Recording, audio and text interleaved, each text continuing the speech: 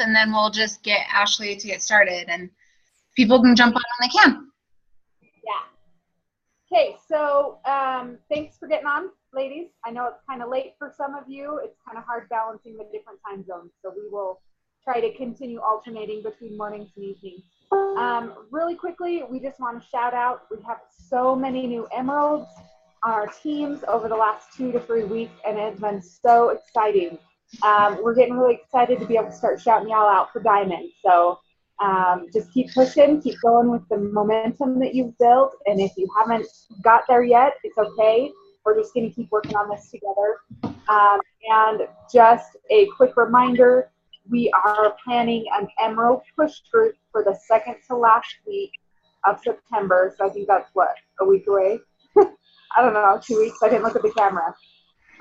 So get ready for that. If you're not an Emerald yet, plan on being in that group. If you are an Emerald, talk to your downline and get them ready to participate in that group so that we can pop some more Emeralds on our team and get you all ready for our Diamond Push group next month. I think that's it. Anything else, Cozy? No, obviously we can talk for a while about it, but let's just turn the mic over to Ashley and let her go. So everybody, I'll mute everybody except Ashley.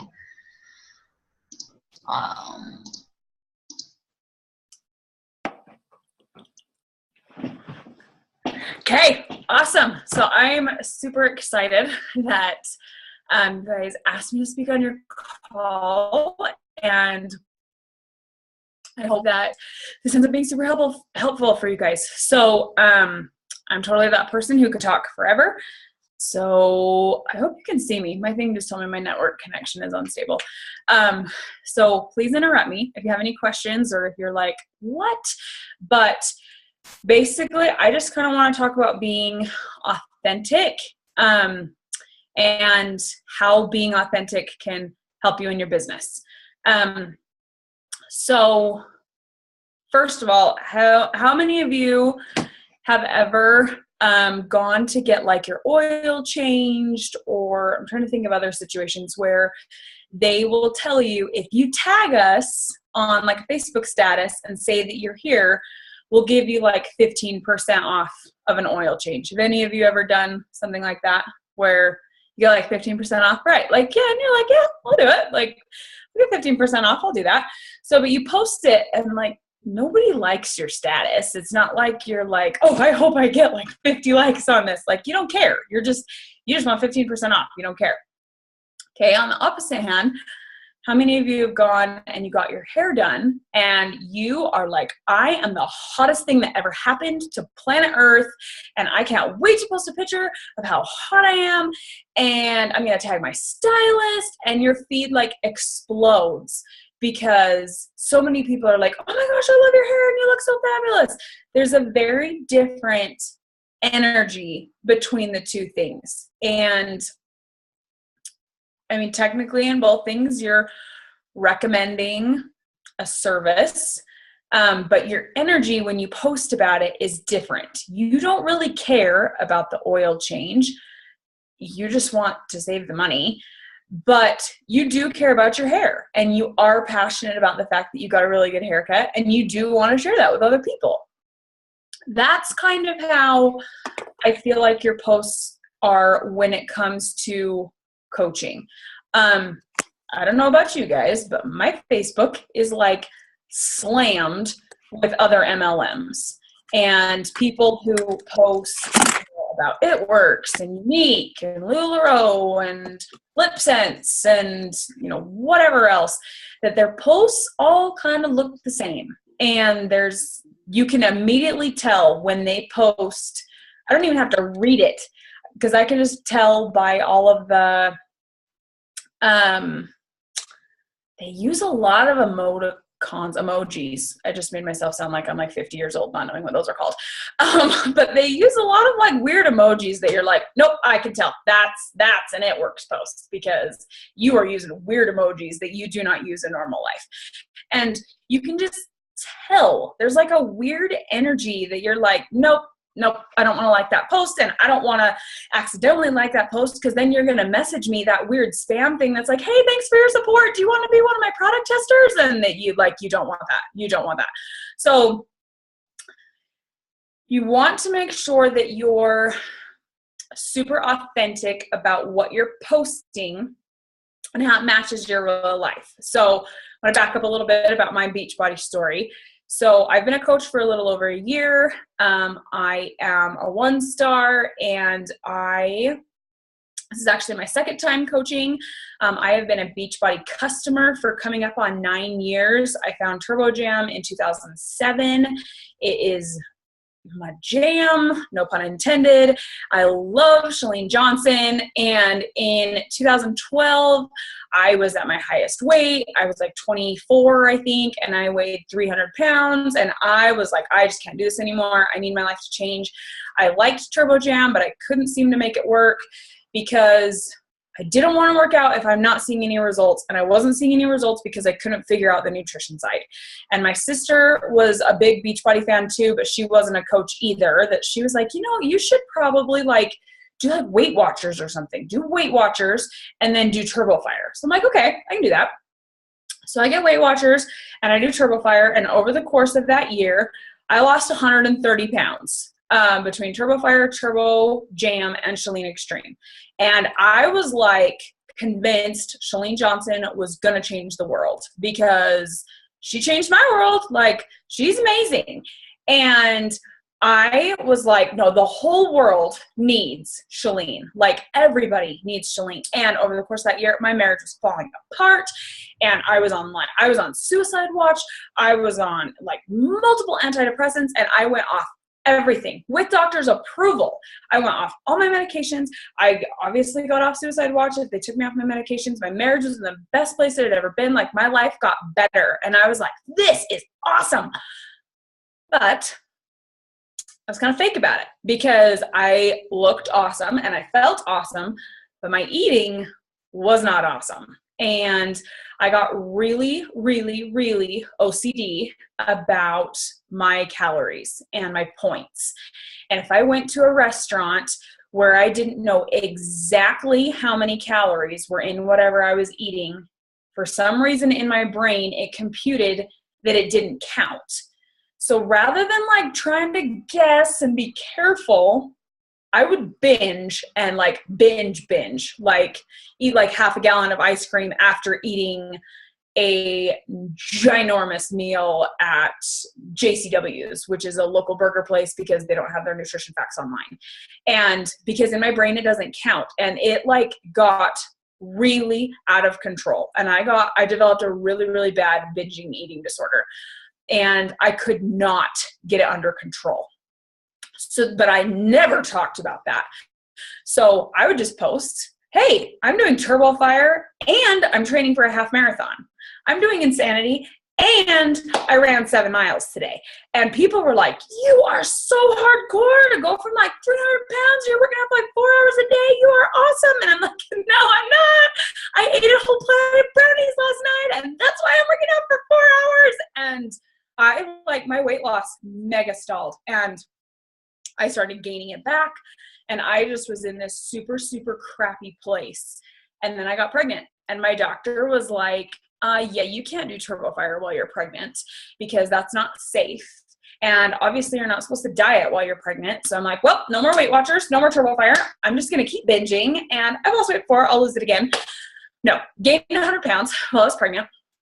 And I was devastated. And everyone had been telling me, oh, you're such a motivation and you're so inspirational. And that all stopped. Nobody said anything like that to me anymore.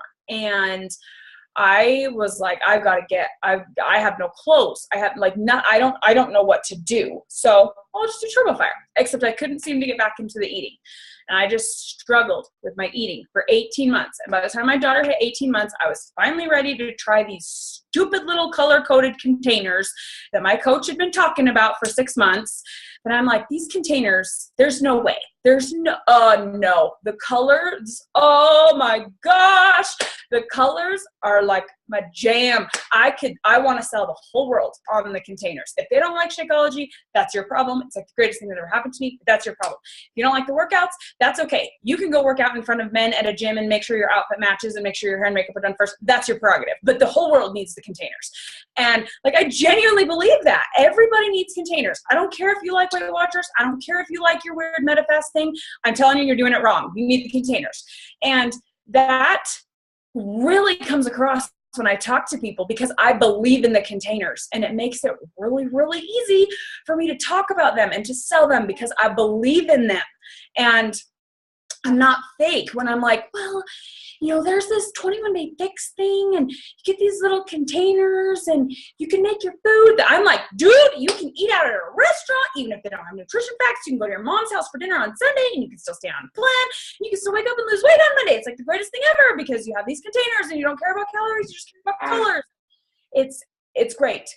And that is how my business started exploding, as I started actually having a testimony and actually believing what I was talking about. So I have like a whole page worth of notes, but so one of the things that along those lines, you want to share the parts, not only of Beachbody, but the parts of your life that you're passionate about.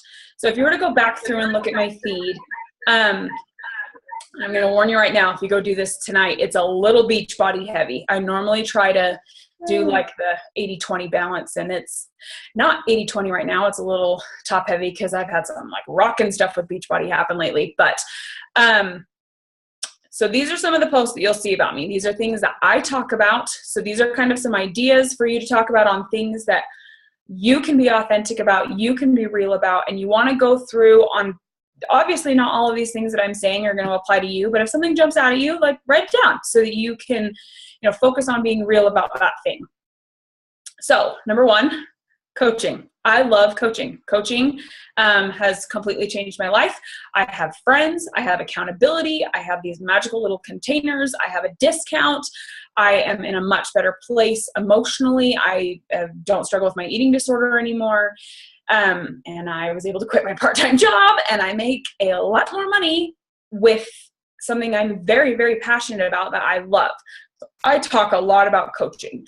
I very, very rarely post like, this changed my life. It could change yours too. Message me if you want to join me. Like, I don't do that. I do a lot of, holy crap, my life is awesome. And it's because of coaching, and I love my friends, and I love my retreat, and I love my this, and I love my this, and I just make it that. And it's just little seeds. It's lots of sprinkling. I sprinkle in coaching a lot.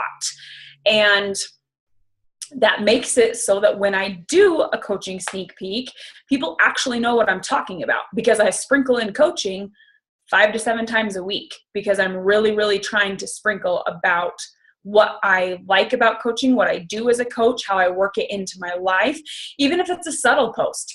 Even if I post that, I just finished listening to my personal development while I was getting ready, and I'm super grateful for a job that encourages me to do that. Like, that's all it has to be. It doesn't have to use the word Beachbody. It doesn't have to be like weird and you should join my team, message me for details. Like, it doesn't have to be like that. I talk a lot about my husband's job. 4 or 5 days after Micah's retreat that Cozy and Candace and I went to in April, my husband got laid off from his job. And we had a feeling it was coming. They've been doing layoffs for over a year, but he had worked for the company for 11 years, so we kind of thought he was going to be safe, and he was not. And he ended up getting a new job pretty quickly, but the new job took him out of state, and he worked out of state a lot. And that's been really, really hard for me. I need to see my husband every day kind of person. There's a reason I made sure I didn't marry somebody who was in the military. That's like so not my jam. And so him being gone all the time was really, really hard for me. I talk about that. I've talked about when he was leaving. I've talked about it being hard when he was gone. I've talked about how great it is when he's home. I talk about how when he's home, I love that I have a flexible job and that we can spend time together, and I don't have to stress that he's home from a Tuesday to a Thursday and it doesn't fall on my weekend, that life is fine. And I can just take a couple days off, or I can rework my work schedule or whatever. That I love that about coaching, which that's another sprinkle. But anyway, I talk a lot about my husband's job. I talk a lot about food. Like I said, I struggled with a binging eating disorder. I really like food. So I talk a lot about the recipes I make. I do a lot of live videos where I show people how fast I make my food and how inexpensive it is and how simple it is, because that is one of the number one objections I get about the containers, that people don't have the time or they don't have the money because it's too expensive or it's going to take too much time to make everything. So I make a lot of live videos talking about that. I have a food album that I just posted with all of my breakfast, lunch, and some of my dinners. And my snacks with the complete recipe and meal count and the container count that I provide on my like regular wall, not in my challenge group, on my regular wall that anybody can go see. Which, if you haven't read Go Giver, read Go Giver. Go read Go Giver. But you provide that, because then people are like, whoa. So when she talks about the colors, like, this is what she's talking about. And it makes things start to click. And you know what? Maybe that does help some people who are going to just go to Pinterest and they're not going to buy from me, or that they're using another coach and it doesn't benefit me. That's okay. It's helping them lose weight. And that's what I want. That's why I'm here, is I want to help people feel better. And obviously, yes, I do want to be their coach and I do want to help them more one-on-one. But if what I'm posting helps them without them coming to me, that's still okay. And I'm still doing my job. So I post a lot about my food. My mom tagged me in this funny post that says, like, when you wish upon a Death Star. And it's like a picture of the Death Star with Mickey ears on it. And that's like life. I love Disney. I love Star Wars. I'm like kind of a nerd. I went and saw Star Wars Episode 7 at 1:30 in the morning with my dad. Like, I love Star Wars. And so that's like part of my feed, that it's something that people can see about me that's authentic, that's real. And that's like very recently. That was like yesterday. I talk a lot about my workouts. So I'm a big Country Heat fan. I love Country Heat because I like country music. I like cardio. I like to dance. I like to be goofy. I like to be weird and awkward. And that is Country Heat.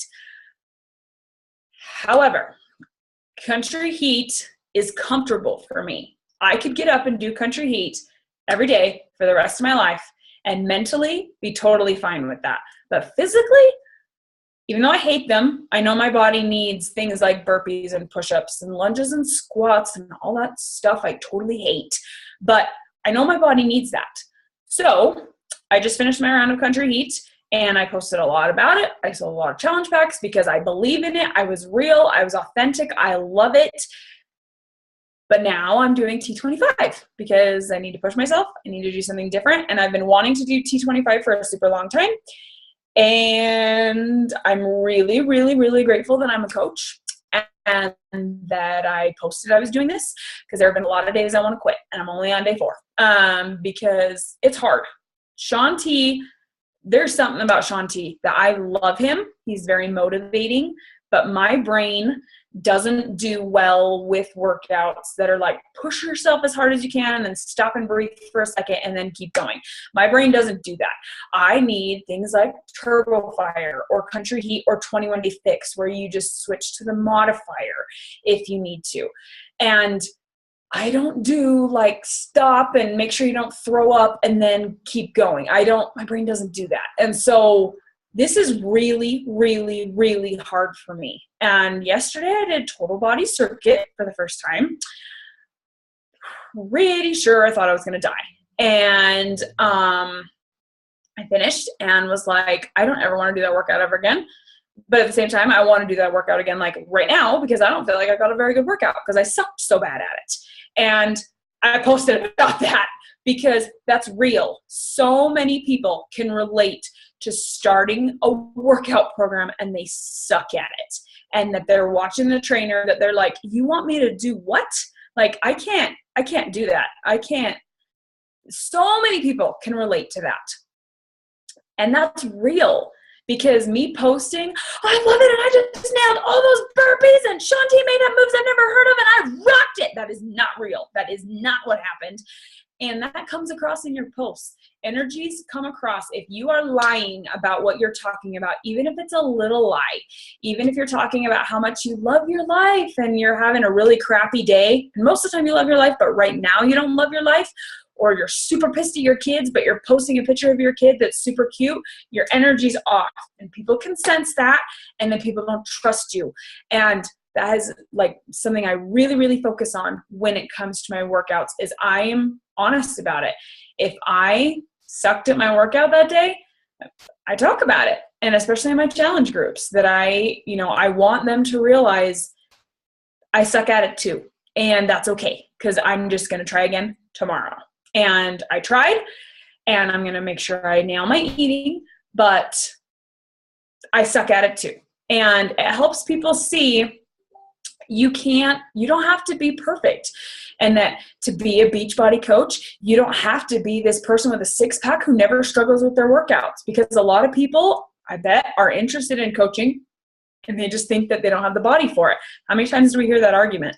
So talking about how it's hard for you too makes you more relatable. I talk a lot about my daughter. I'm a wife, I'm a mom, and I try to be careful about how much I talk about my daughter, because I could talk about her 5 posts a day, 7 days a week, but that doesn't set me apart. Lots of my Facebook friends are moms that have cute kids. I don't want to be that mom who's always posting pictures of her kids. I want to post things that are different. I want to stand out. So yes, sometimes I do post pictures of my daughter because I think she's like the cutest thing that ever walked the face of the earth. But I'm balanced about it. And I try to make sure that I limit it. So that's not the only thing I talk about, because I want to stand out.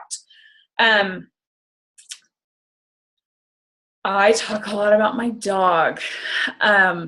My dog, so back up. I've talked about my dog for a super long time. I had my dog for 7 years, and he was my little fur baby before we got pregnant with our little girl. And he has his own album in my Facebook page of pictures of him that I created a super, super long time ago before we had kids. And he's very much a part of my routine, and love him. He got hit by a car last week, and he died. And that was like probably the worst day of my whole life, which I'm grateful that the extent of my trials has been that the worst day of my life is that my dog died. But that was very, very hard for me. And I've talked about it a lot. A lot of people know how I feel about Max because I talked about him a lot. He was in a lot of pictures with my daughter. He's in a lot of my workout videos of him like running around behind me, or me trying to do plyo and him licking my face or whatever. So when I talked about the fact that he died, a lot of people knew who I was talking about. And I talked about it the day that he died. He got hit in the morning, and I waited to talk about it till that night, until I felt like I was kind of composed, except I still ended up bawling the whole time. But I filmed a video of me talking about the good things that happened that day, because there were a lot of things that happened that day that, despite the fact that it was the worst day of my life, that I wanted to remember.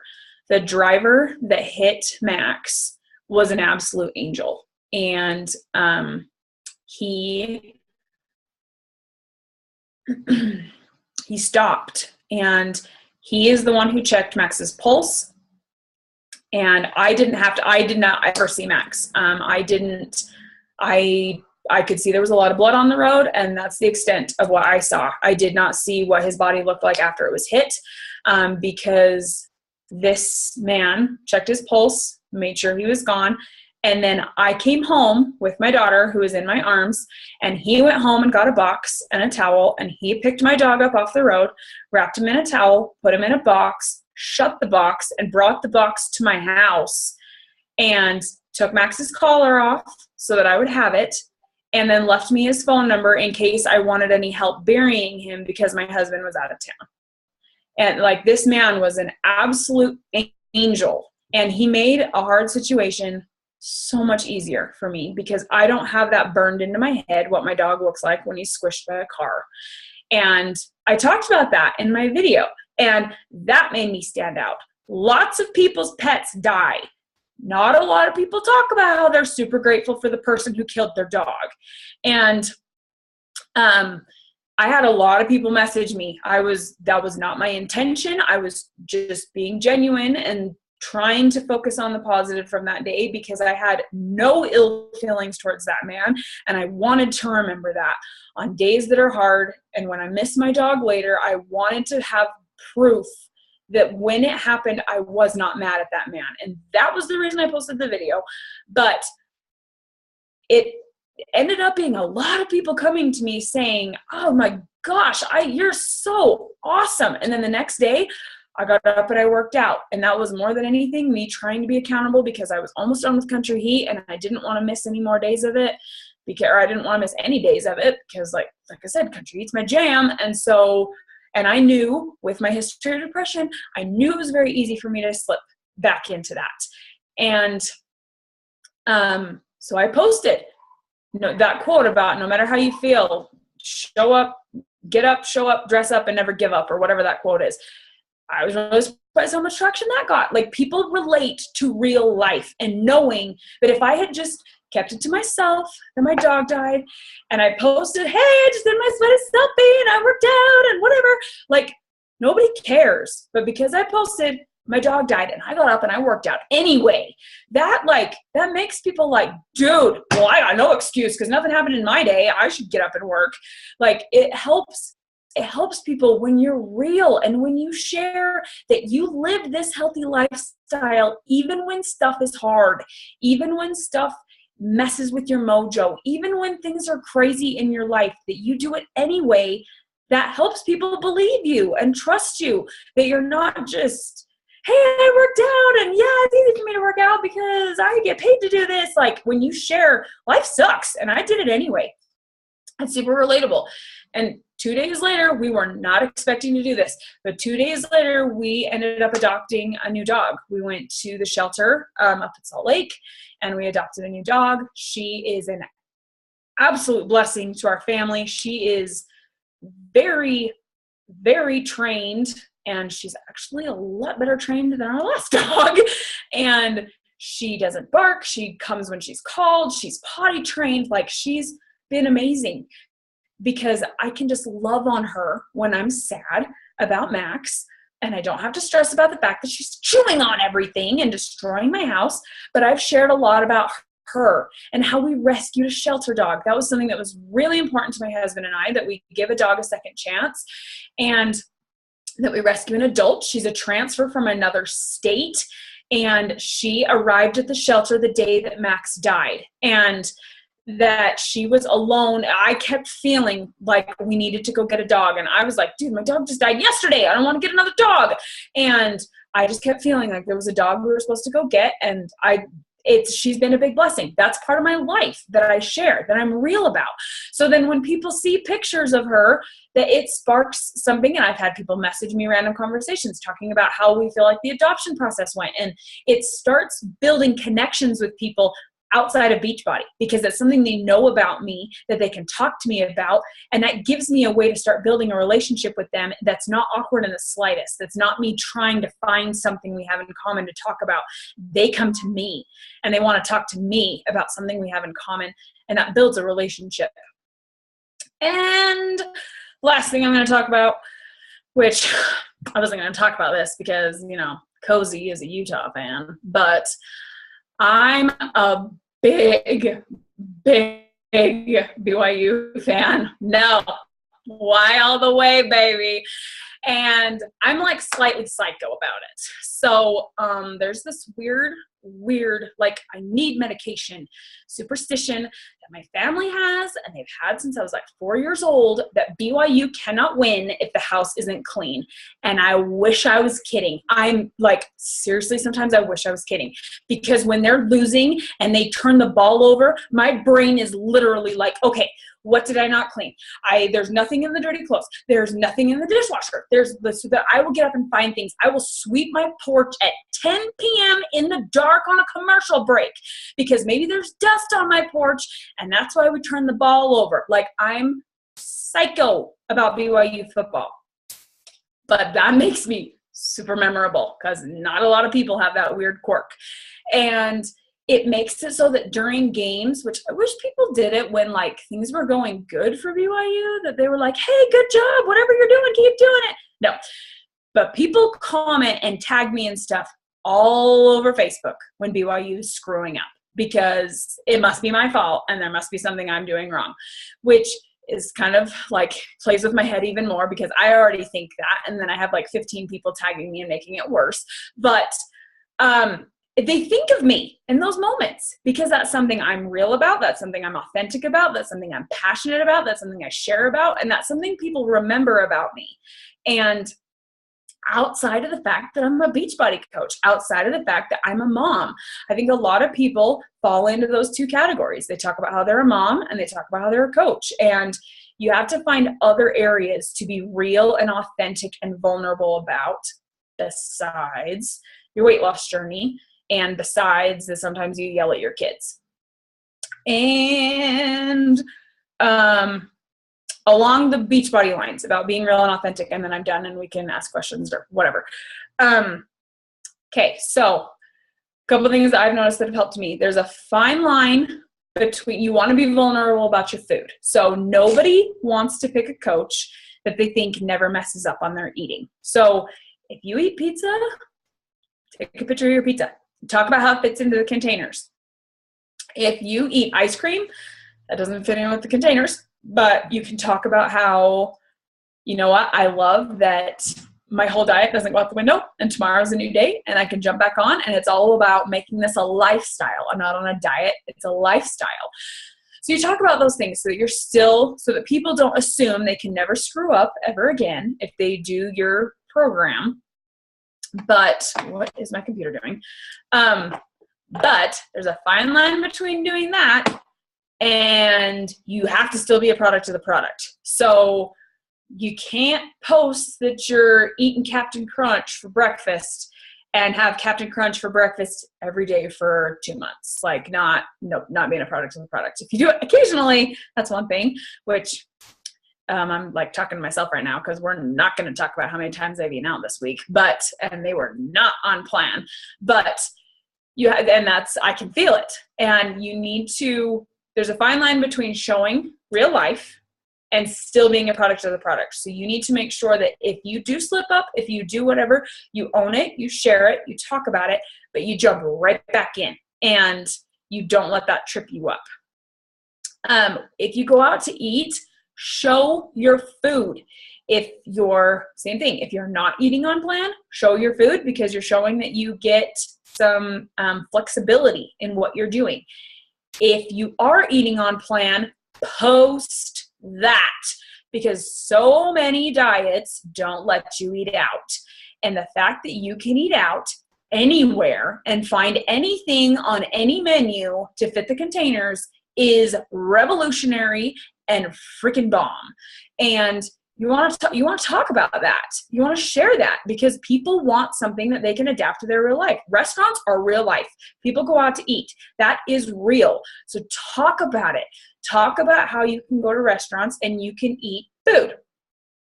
And when you're with your family, eat the containers. If you're going to like family barbecues and Sunday dinner, I know it is so easy to be like, oh, I'm with the family, I don't have to do this. But then you're not being authentic because you post how much you love these containers and they're so great and look at my perfectly portioned food. And then your parents are watching you and they're like, dude, do you know how many rolls you just ate? And you're like, no, I don't know how many rolls I just ate. That's when your family starts to like, well, then you're kind of being dishonest with like what you're posting and what you're actually doing. And then there starts to be weird energy with your posts because if your family doesn't believe that you believe what you're talking about, why would anybody else? And they're watching you. So you have to make sure that you're being, if you went to Summit, Shanti talked about the glass house, that if people were to go back and watch what you're doing, that you're actually doing what you say you're doing. And that like I said, if you slip up, that's real life. That's part of why this is a lifestyle. But that you don't let it become an all the time thing, that when you're around your family, they do see you making the good choices with the containers, that you are trying to stay on track, that you are trying to share this with them and not just be a weird fake MLMer on Facebook. And then the last thing I was going to say that I forgot about, type like you talk. I should have like done a little tally at how many times I said like freak. That's my word. I say freaking a lot. And I say it in my posts a lot. That I type like I talk. I say like in my posts. I start sentences with like the word so or just, that they are not complete sentences. I say weird phrases that I would say to my friend. Like I texted my friend yesterday after I finished T25, that total body circuit, that I like thought I was going to die, that I was like, holy Batman, that sucked. And then that's what I said in my post, holy Batman. Like, who even says that? But that's makes me different from other people, because I type like I talk. People don't talk like that. And you wanna type like you talk, so that when you do voice text with people, you're saying the same kinds of things. Your tone comes across, and so that people feel like they actually know you, because you're not robot typing, you're typing like you actually talk. So that was kind of my top things that I feel like I do that help me like make sure I'm being authentic and being real. Somebody have any questions or want to like rip my face off or anything? You are the best. Seriously, that was amazing. No, I yeah. have a question. What? I'm trying to turn up the volume. Okay, so I love what you shared about being vulnerable in what you're doing, vulnerable in what you're screwing up, vulnerable in the sad times, finding the positive. What advice would you give to the coaches who are like, I'm not posting this part of my life. I am not sharing this. It's too raw. It's too emotional. It's too personal. It's too private. It's too scary. How do you recommend they get past that fear? Because I know we all have it when we start, but eventually you get to a point where you're more comfortable sharing that. So honestly, it pick something that you're semi-comfortable talking about first. Don't like jump all in with being like, my husband had an affair, and like, don't start there. Like, start with my first thing that I ever went like super deep about was the fact that I gained 100 pounds while I was pregnant. I never told a soul that. My husband didn't even know that was the number. People could tell by looking at me that I'd gained a lot, but nobody knew the number. And I posted on Facebook, that was the number. And then I said, like right underneath that, holy heck, I have never told anybody that. And I just told all of Facebook. And then I kept going. People can relate to having a deep, dark, scary secret. And I am so vulnerable. I made a list of all the things that I've been vulnerable about my husband's job and my religion and my messy house and my weird BYU quirk, because let's be honest, there are probably people who legit think I need medication, because sometimes I think I need medication, and posting about my hair and my makeup done and weird stuff about my workouts and my platelets. I have this weird medical thing, and I've been on suicide watch, and my parents are divorced, and I weighed 300 pounds, and I had a miscarriage 3 months ago, and I was working when my dog died. And we're not going to get into that one, but because that one's obviously still a little bit too whatever that I am going to start bawling if we talk about that. But I've never shared anything that I had someone message me that was like, I can't believe you just shared that. Do you have any idea how insulting? You shouldn't share that. I have one person, I have a family member who's going to remain anonymous, who has made comments about, do you really think you should post about that on Facebook? Is Jake okay with you saying that on Facebook? That Jake is like, yes, I am okay, because that's real. She's not being fake on Facebook. She's not posting that we've always had a perfect marriage. She's posting that she moved out after we'd been married for a year because our marriage sucked and I was so ready to call it quits. And instead, I found Beachbody and I started taking care of myself and I got myself in a better place, and Beachbody saved my marriage. And because weight loss saved my marriage, and honestly, I think the big thing was Chalene Johnson saved my marriage, because you've ever done a Chalene Johnson workout, especially like Turbo Fire or Turbo Jam, she's not like Autumn where she's like, dude, you suck. These are like girl weights. Keep going. She's like, you can do this. You're amazing. I believe in you. And it's like a PD while you're working out. Yeah. And that's what did it for me, is the fact that I got my PD, which, because I wasn't doing PD then, while I was working out. Hold on, I'm not done. Hi, Case. Do you want to come here? So start with something that you feel comfortable talking about, and then just be prepared. No one is going to judge you. People are going to tell you, I can relate to you so much. I can relate to that because I struggled with that too. And that is how you start connecting with people. Oh, I was going to talk about this too. Sorry, I forgot. One of my favorite things about being this real and vulnerable is I don't remember the last time I sent an invite, because people come to me. And it's not just when I post, hey, I'm starting a challenge group. People come to me and they're like, okay, I don't know what you're doing, but I need it. Whatever you're doing. Because your food picture you posted yesterday of your dinner, I want to eat food like that and then get transformation pictures like what you posted a week ago. So whatever you're doing, sign me up. I want to do it. And that comes because people know me. They feel like they trust me. They know all areas of me. They know about my marriage and about my child and about my weird quirks and about what workout I'm doing because I talk about it.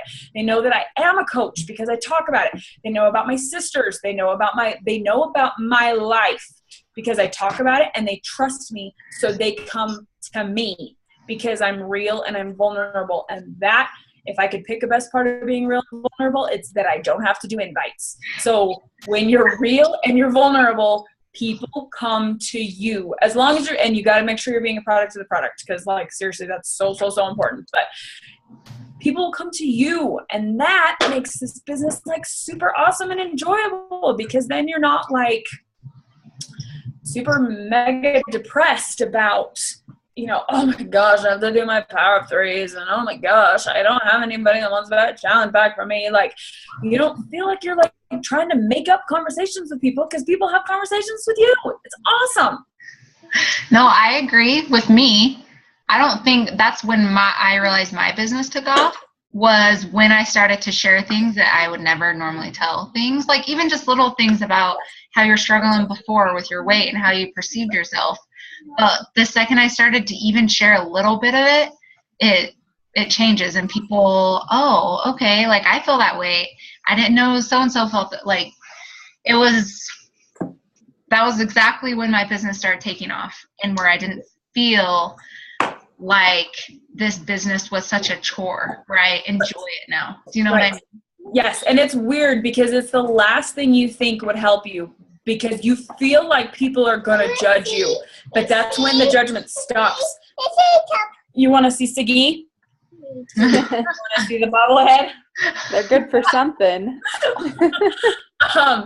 That is when, because there's nothing for people to judge me about, because I'm telling you everything. So there's nothing that you can like gossip and I bet her life can't be as perfect as she says it is. Guess what? I just told you my life's not perfect. I just told you that I am spending one day a week taking my dad to hospital visits because he is probably going to die of a heart attack because he's not taking care of himself. Like, you don't have to think that my life's perfect. I'm telling you, it's not. Like, and that's what makes, again, that is what makes people, okay, if she can still lose weight while she's going through all this crap, so can I. And that inspires people more. I think that inspires people much more than seeing an awesome transformation picture. People seeing that you're sucking it up and you're in the ditch while things suck is inspiring. And that makes people want to work. So. Absolutely. I love it. I totally agree. So be brave. And like you said, don't share everything all at once. Share little bits and pieces, and then people kind of want to start following you to kind of just get to know you even better when you share those little things. Exactly. In. Yep. So. Exactly. And obviously there's times and places when you talk about things. I hadn't talked about my dad's stuff for a super long time, and he just started having issues again. So like it's kind of sprinkled into my posts now. And from January to August, Oh, thank you. From January to August, I don't talk about my football obsession very much because it doesn't really, like, the football's not happening, so I don't feel like I have to clean my house. But from like August to November, you best believe I talk about it probably once a day because it's something that's always in my head. Oh my gosh. And I just remember another thing I was going to share. Sorry. Ashley Smith talked about this at Micah's retreat. Share things you want to remember when you're posting on your wall. I never, ever, ever post the drinking my 70 superfoods and my chocolate milkshake while I'm driving down the road. Like, I never share that because a year from now, I don't want to remember that. That's stupid. I don't want to remember that. But I post that I'm going out on a date night with my husband and I'm holding my Shakeology cup at my side. Or I post that I'm at the park with my daughter and you can see the Shakeology cup sitting in the stroller. Like, you work it into your life and you post about things you want to remember because that is real and that's authentic. And it's not you being weird and icky and yucky and salesy. It's you sharing things you genuinely want to remember, and other people will remember those things because they're things you want to remember. So I use my on this day thing as a really good gauge because when I see things pop up in there that I'm like, oh my gosh, why did I post that? It helps me realize, don't ever post that again. Don't post things like that. Yeah. No, for sure. That's awesome. Thanks, Ashley. Of course. Thank you guys for having me. So good. If you guys aren't friends with Ashley, you should be, and check out her posts because every time I'm scrolling and I see hers, I'm like, oh, I gotta read it. You know, I read every single one. So no, I think that's everything you said is perfect. And like you said, just be vulnerable. And the judgment people, like you said, the judgment stops when you start being vulnerable and people can relate to you and realize that your life is not perfect. Nobody's life is perfect. So people are always hiding something. Who are weird and judgy about it? Who cares? They're not the people that you want in your market anyway. So see you later. Thanks for unfriending me because I didn't want to work with you anyway. If you don't go to me, you're not someone I want to work with. So true. No, that's so true. Yes. Oh, okay. Anything else, Candace, Ashley, Megan? Let's go ahead and wrap it up so we can. You have a question, Megan? No, thanks for talking, Ashley. That was good. Of course. Thank you so much for having me. Seriously. I know. You're going to hear from Ashley a whole freaking lot more because before we know it, she's going to be on the national wake-up call. Oh, that is like my life. That's goal. your dream. So bad. That's like on the vision board. It's coming. It's coming. Awesome. Thank you so much, Ashley. You are so welcome, guys. Have a fabulous night. You too. Thanks a bunch. Thanks for getting on, girls. See ya.